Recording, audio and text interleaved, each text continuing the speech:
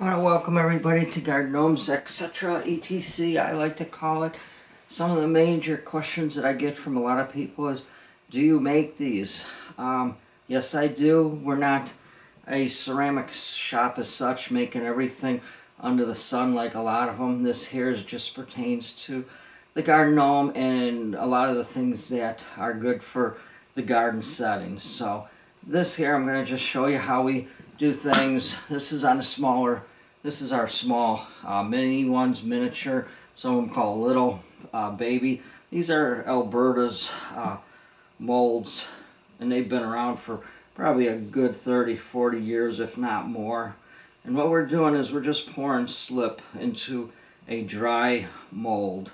It has to be dry because that way it gives your slip a chance to extract the water out of the, actually the mold extracts the water out of the slip, so it makes a casting.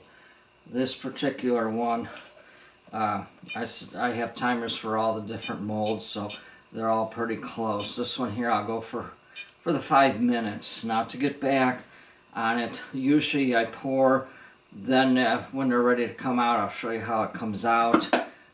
They sit for, some of them can sit for maybe an hour, 2 hours. Some of them have to go all day. This one here I poured earlier, so it's ready to come out, and it's not through from there.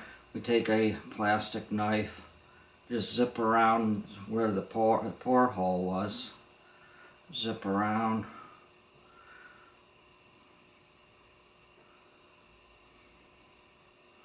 Make it a little even in here, push down, and then it goes right to a board so it can dry. Usually something like this may take about maybe a day to dry.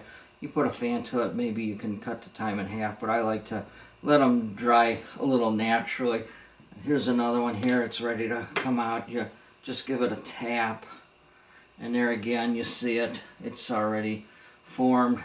I'll let it probably sit in there for half an hour, because there's a couple times when you get into the bigger ones, I took them out right away and I barely got them onto the wood, and I looked back and here they shrunk. You got to let them kind of heal a little bit so they stay formed, otherwise they're going to fall apart. So these here, being the mini ones, these here, you're wondering what the uses are. They make great crafts for kids, probably senior homes. But what makes them nice for the kids is a lot of times they don't have the attention span to carry on for more than a 15-20 minutes. So this makes it good. I went to a couple of these outings. Up here we go. This is this one. This comes out. Usually what I do is, since it already has did a little bit of a film here, then we'll take it and slowly let it go into our container.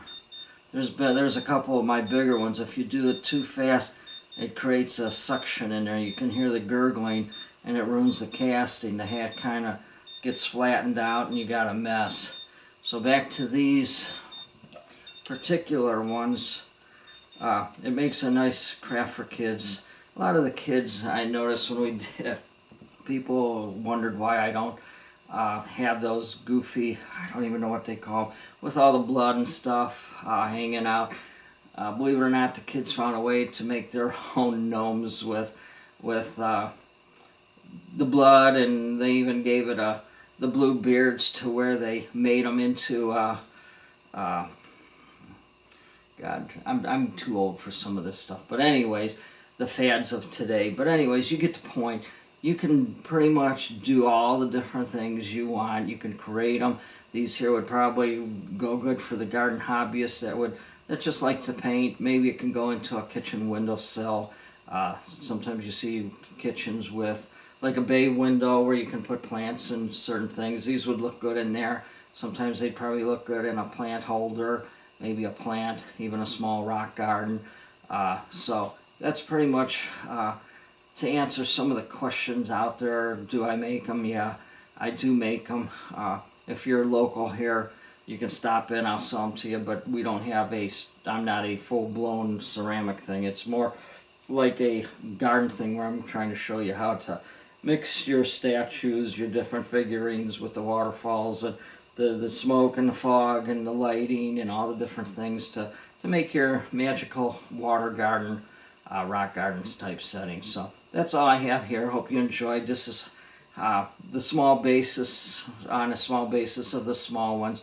We have about 75 different gnomes here with a lot of other different statue and figurines that are all here for you to paint. And what makes it nice is you might have your own special garden, flower garden with the color decor, and you want to match the hat and the different things to your garden. Same way if you have a woodland garden, maybe a wildflower garden, maybe you want to have some of our woodland gnomes where they have the different, you know, watering cans and picks and shovels and stuff like that. So it's all here for you guys to have a good time and create and specialize your own garden. So that's it. And we got it, and it is a messy job. We get slip everywhere.